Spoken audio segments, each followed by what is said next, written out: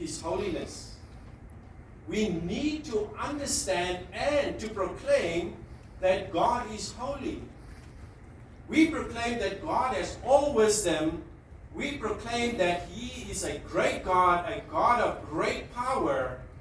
And then we indicate by our actions and by our doings that this same God is weak and vacillating.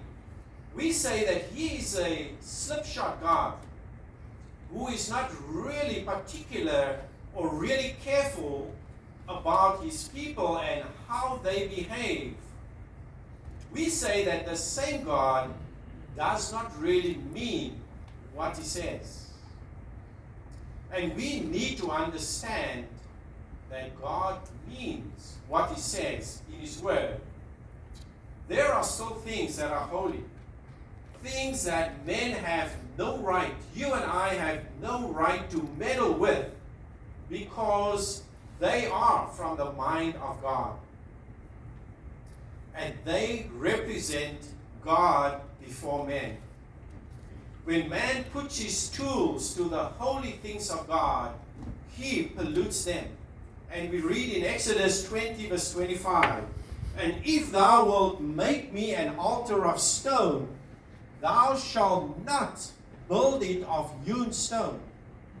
For if thou lift up thy tool upon it, thou hast polluted it."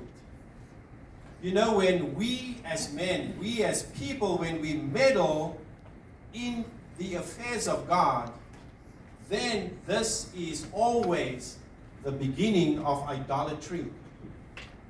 When we begin to input our opinions and our preferences and start discerning between what is holy, what is unholy, between clean and unclean according to our own ideas, instead of looking at the written Word of God. What does God say? And the real effect is that there ceases to be holy and unholy. There ceases to be clean and unclean in our eyes. And we think that everything is okay. Everything is okay. God will understand. Does God understand when we willfully sin against Him? God does not understand.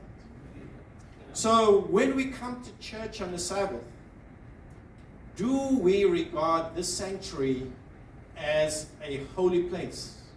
Or is it just another place that we are coming to?